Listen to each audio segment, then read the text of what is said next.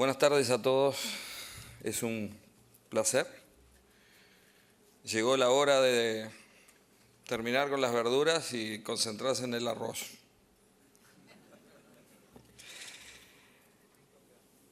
Esta es la sexta actividad de los destacados INIA, es la quinta, no pude participar en la de las brujas, en que hemos comprometido nuestra presencia,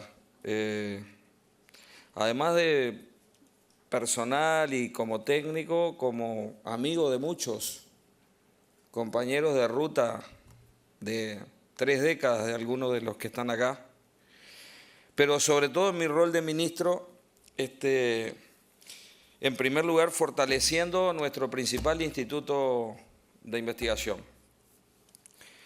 Y nuestro principal instituto de investigación a nivel nacional, en un país, como repito hasta el cansancio, donde el 70% de nuestras exportaciones son productos agropecuarios o agroindustriales, donde el 57% de nuestra industria es agroindustria y donde la mayor potencia en materia de investigación la tenemos en el sector agropecuario, con una institucionalidad moderna, con un presupuesto participativo al fin y con una administración conjunta entre representantes del sector público, nombrados por el Poder Ejecutivo, y representantes elegidos por los productores. Para lograr que los recursos aplicados en partes iguales, Estado y contribuyentes productores, a través de para los que nos visitan, a través de una retención en la venta de los productos, se canalice de la manera más adecuada y orientada a las necesidades de los demandantes de la tecnología, que son, en definitiva, los productores.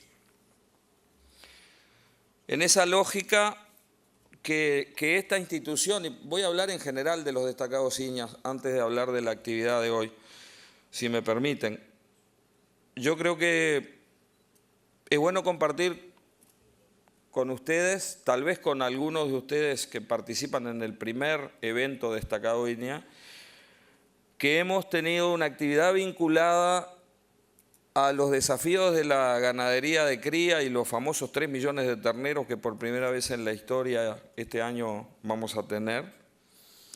Otra actividad en la estanzuela que estuvo planteando el desafío de los 4.000 kilos de potencial de producción en soja. Una tercera actividad en estanzuela conmemorando los 50 años del ensayo de rotaciones entre cultivos y pasturas, que es el ensayo más continuo y más prolongado de América Latina en materia de rotación de cultivos. Uno de fruticultura, en el que lamentablemente no pude estar y apenas hojeé las conclusiones. Uno en Tacuarembó, que se llamó la ganadería del siglo XXI, planteando los desafíos de una ganadería que tiene que competir en un ambiente muy dinámico de otras actividades agrícolas, desde la forestación hasta la agricultura de secano y la lechería, y en ese ambiente tiene que competir por un recurso que es el que hace a su competitividad, que es el uso eficiente de la tierra, básicamente en las áreas de campo natural. Y finalmente este de hoy, que tiene que ver con la horticultura. Como no podía ser de otra manera, los temas elegidos por INIA para desarrollar seminarios como el de hoy están alineados con lo que son los principales objetivos de política pública agropecuaria de nuestro gobierno. Hemos planteado permanentemente, y tal vez algunos lo hayan escuchado y yo lo voy a reiterar, que los objetivos del desarrollo nacional pasan en primer lugar por lograr un crecimiento económico que sea sustentable desde el punto de vista ambiental y que construya oportunidades de equidad o de equilibrio social. En un país de 3 millones de personas con 18 millones de hectáreas y 12 millones de vacas, que destina el 90% de su arroz, de su soja, o el 70% de su carne o de su leche, o el 50% de sus cítricos a la exportación, solamente podemos crecer en esos rubros si miramos al exterior. Y estoy seguro que también solamente podemos crecer en los otros rubros que hoy no exportan si pensamos con cabeza exportadora. Si no pensamos con cabeza exportadora, ni lograremos la competitividad, estaremos siempre dependiendo de algún tipo de protección o transferencia, y sobre todo no podremos crecer, que esa es la oportunidad que no podemos perder. Y eso no se logra sin inserción internacional. Y para tener inserción internacional hay que tener, además de estatus sanitario, colocación comercial, inteligencia de mercados, una articulación entre lo público y lo privado en la búsqueda de esos mercados, la consolidación de nuestra protección y fitosanitaria, pero sobre todo demostrar que tenemos un sistema productivo que es sustentable, que es relativamente amigable con el ambiente y que genera oportunidad para la gente. Porque esas son las cosas que hoy los mercados que pagan exigen. La calidad, medida exclusivamente en términos organolépticos, es cosa del pasado. Hoy los mercados requieren productos sanos e inocuos, pero también no solamente inocuo el producto, sino inocuo con el ambiente. No solamente una lógica de producto, sino también una lógica de proceso. Los 50 años del ensayo de rotaciones de la estanzuela se conmemoran en el Uruguay 30 años después que se promulgó la Ley de Conservación de Suelos. Pero en el año en el cual Uruguay se caracteriza hoy en el mundo por ser el primer país en regular su agricultura en función de un modelo de simulación que es la ecuación universal de pérdida de suelos, que está siendo aplicada para que nuestra agricultura, que felicitamos y que le damos la bienvenida, pero que no tiene que ser pan para hoy y hambre para mañana. Una agricultura que no puede ser una economía extractiva, tiene que ser una agricultura. Y por definición, agricultura requiere conservar los recursos en una lógica de largo plazo. Algunos llevamos más de 30 años en la dialéctica de la necesidad de conservar los suelos. La información de ese ensayo nos dice con claridad qué ha pasado con el carbono orgánico del suelo y nos da algunos elementos para tener una idea de por dónde están las soluciones. Pero se necesita una norma, y esa norma, que fue tal vez la decisión de política pública agropecuaria, yo diría, más arriesgada, porque implica restringir la libertad de uso sobre el suelo que un propietario tiene, se hace sobre la base de que tenemos la tierra en préstamo de los nietos. Y con esa lógica el Estado define, bajo un paradigma no ideológico ni político, sustentado en la información científica, validada por nuestros institutos de investigación y por nuestra Universidad de la República, decide llevar adelante esa política. El destacado de los 50 años de la estanzuela le da luz, tranquilidad y transparencia a las decisiones de política pública que se tomaron, y por eso es que además las decisiones en esa lógica, desde el punto de vista técnico, tienen en el INIA y en la Universidad de la República su participación en una comisión de seguimiento técnico donde se discute el avance de esta política. Con los 3 millones de terneros pasa más o menos lo mismo. El Uruguay de la ganadería en campo natural, el Uruguay de los ciclos ganaderos, el Uruguay de los frigoríficos que se fundían y quedaban los famosos bolsones con camiones o vagones de novillos sin cobrar, pasó a la historia. Tenemos un país con una capacidad industrial instalada de las más modernas del mundo. Tenemos una capacidad industrial instalada 30 o 40% superior a la capacidad de oferta. Tenemos una situación de competencia en el mercado tenemos 127 mercados abiertos en el mundo y por primera vez en la historia, y yo sé que este público es de invernáculo y no de corral, pero vale la pena hacer los paralelismos en los caminos de desarrollo de los distintos sectores, y por eso hago referencias a la ganadería. La ganadería de los ciclos ganaderos y la ganadería donde era indiferente que una vaca se preñara o no se preñara porque era más negocio venderla gorda que producir un ternero, pasó a la historia. Y pasó a la historia porque tuvimos inserción internacional.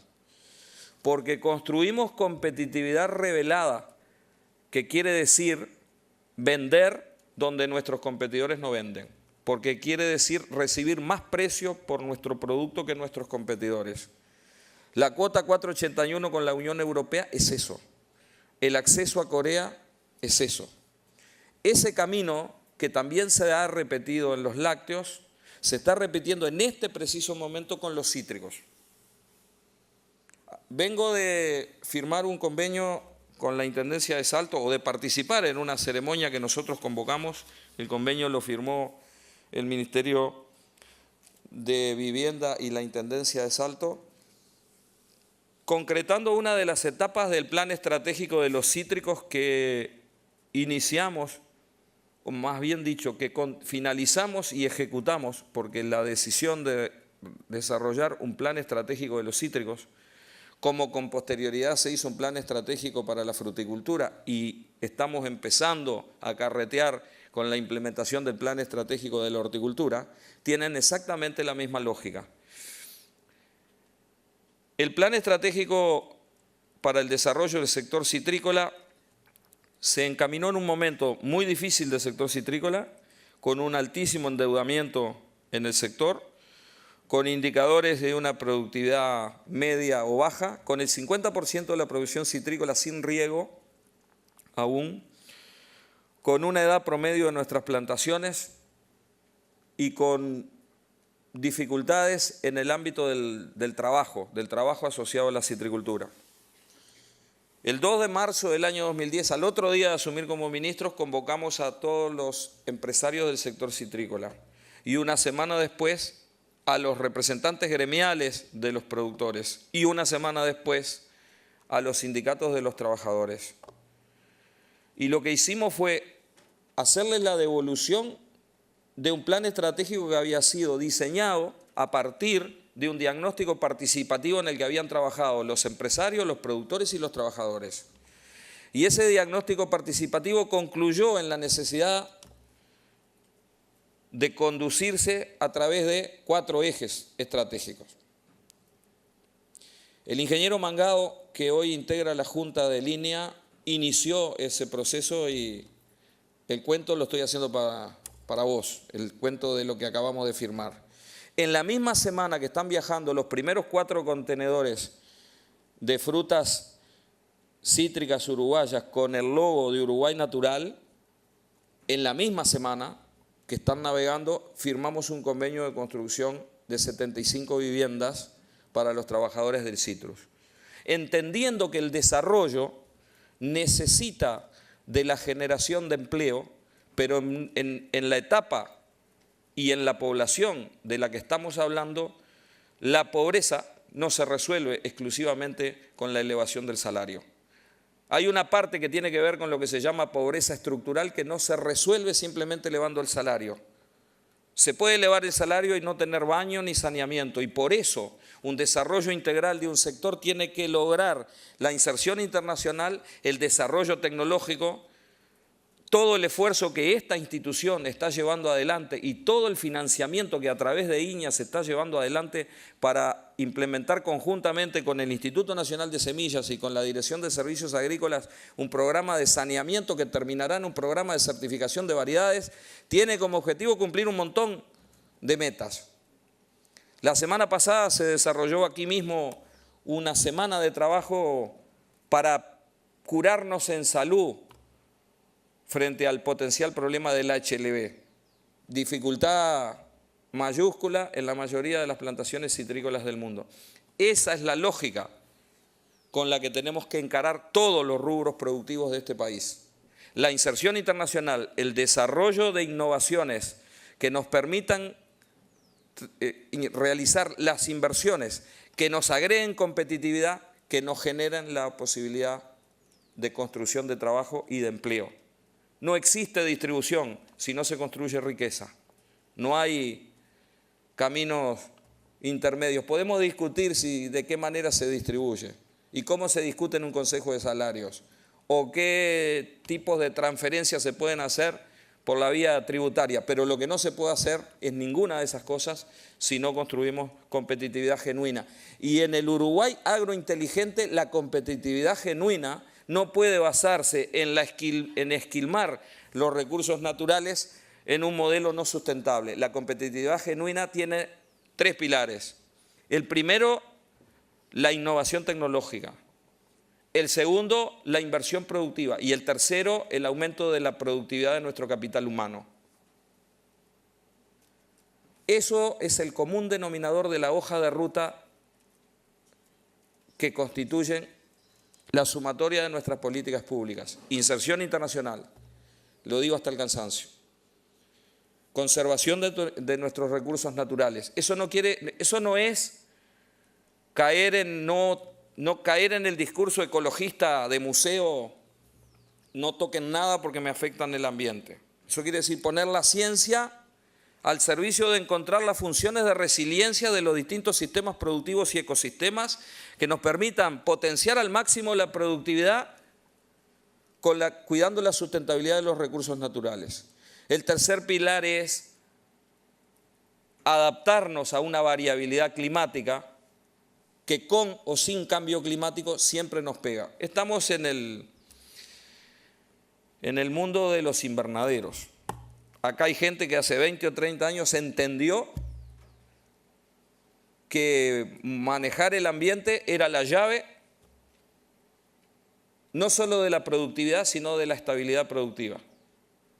Rápidamente incorporó el riego por goteo y 2 o 3 años después el riego por goteo casi que por añadidura vino el fertirriego.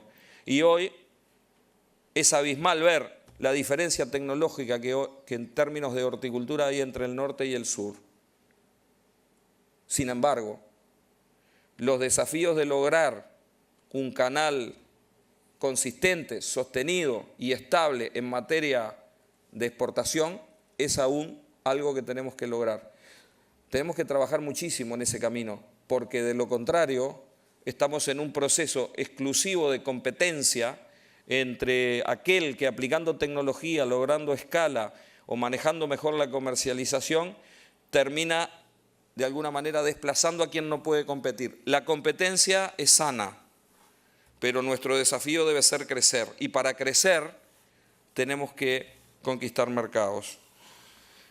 El cuarto desafío tiene que ver con eso, las políticas de desarrollo rural. Es difícil, porque cuando se habla de gente,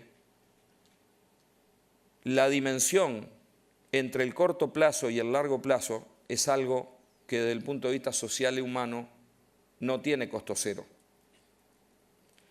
Sería muy fácil decir, generemos las condiciones de competencia y que sobreviva quien tiene que sobrevivir. Sería muy tonto decir, tengo que perpetuar eternamente un mecanismo de protección y de transferencia que lo único que hace es transferir recursos de la sociedad en general para mantener un sistema que progresa más lentamente de lo que podría. ¿Dónde está el medio de las dos cosas? Seguramente no hay un promedio para todos los rubros, ni para todas las regiones, ni para todos los productores. Y esa es la razón por la cual el INIA tiene un programa de investigación en agricultura familiar. El INIA tiene un programa de investigación en agricultura familiar porque se entiende que también en la innovación tecnológica se requiere una política diferenciada, porque la escala, el capital, la educación, el nivel tecnológico, la distancia, la disponibilidad o no de agua son causas de asimetrías muy difíciles de lograr en la lógica y en el y en el horizonte temporal de una persona o de una familia. Y es ahí donde la política pública tiene que operar. La política pública tiene que operar sobre una base de un buen diagnóstico, con un alto grado de compromiso de los usuarios, y es ahí donde las organizaciones de productores son vitales. Esa es la razón por la cual, a través de la Dirección de Desarrollo, en este preciso momento, además del agua, además de los proyectos ganaderos, de los de silvopastoreo, de los proyectos que se financian con los recursos del Fondo de la Granja, además de eso, se están aplicando 8.100.000 para fortalecer institucionalmente a 173 organizaciones de productores. Porque muchas de estas cosas que estoy planteando no se logran en la lógica individual, se logran fortaleciendo a los productores, y eso significa organizándolos. Fortalecerlos para demandar programas de investigación, programas de asistencia o canales de comercialización, pero los productores organizados. Eso no es un discurso de barricada, ni es un discurso ideológico del 60, es fortalecerlos para que a través de esa organización se puedan levantar algunas de las restricciones a las que estoy haciendo referencia. Y el quinto pilar de esa política, que es común a todos los rubros productivos del país, es el de la articulación institucional. ¿Qué es lo que estamos haciendo hoy?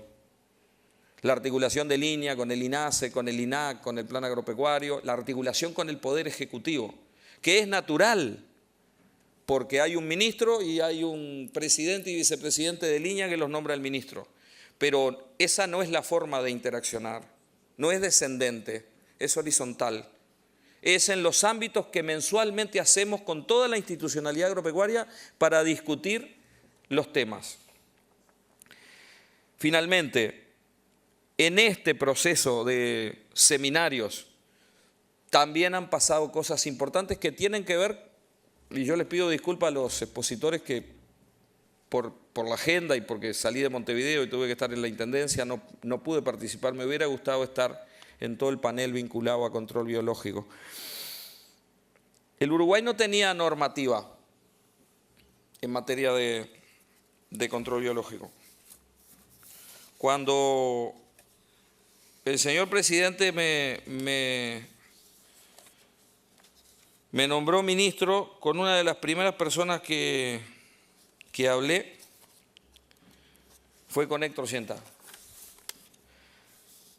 Y me acuerdo como si fuera ahora lo que me reclamó. No tenemos marco normativo para enemigos naturales. Tenemos dificultades para importar determinados microorganismos. Solo teníamos el decreto del año 2007 que declaraba en forma genérica de interés los organismos de control biológico.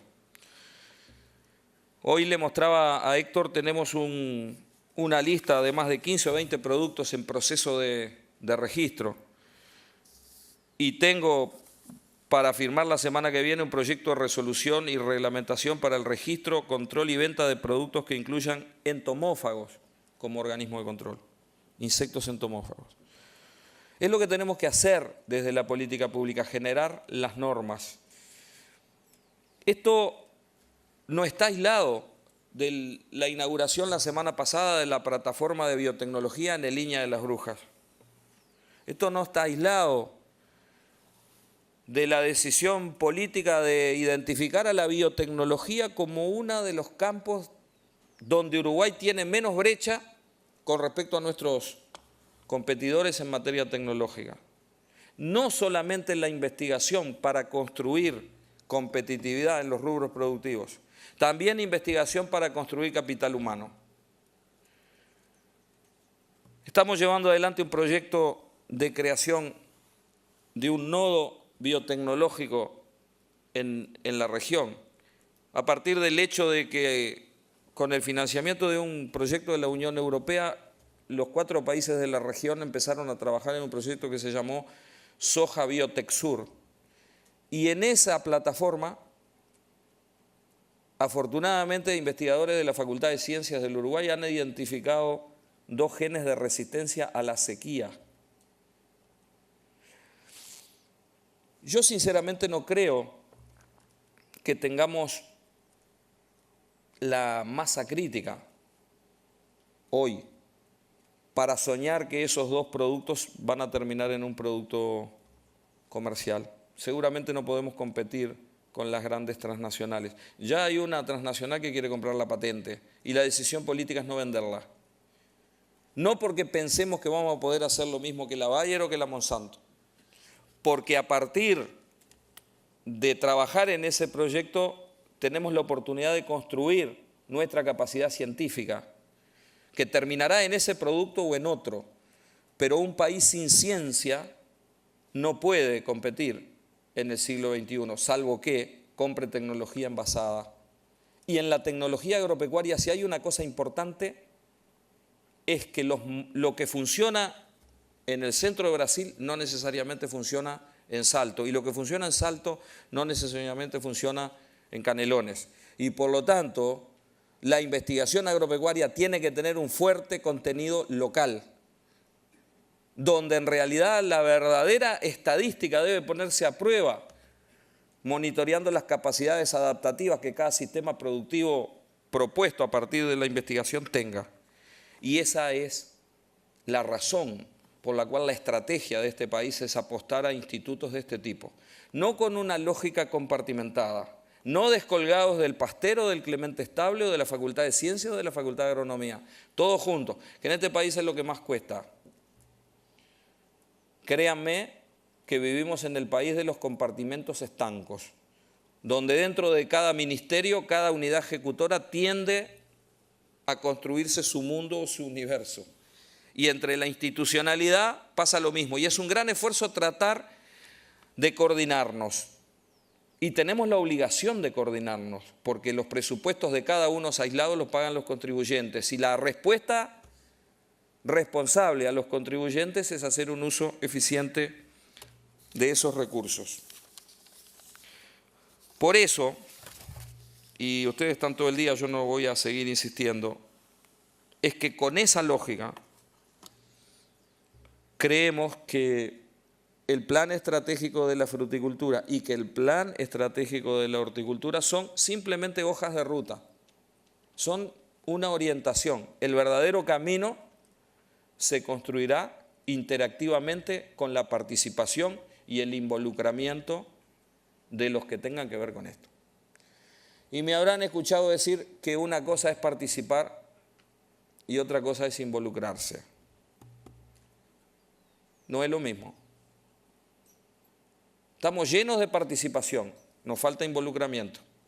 Los ingleses tienen una expresión muy gráfica para explicar cuál es la diferencia entre un concepto y en el otro. Y lo explican con el omelette de huevo y jamón. En un omelette de huevo y jamón, la gallina participa, el chancho está involucrado, porque se le fue la vida en eso.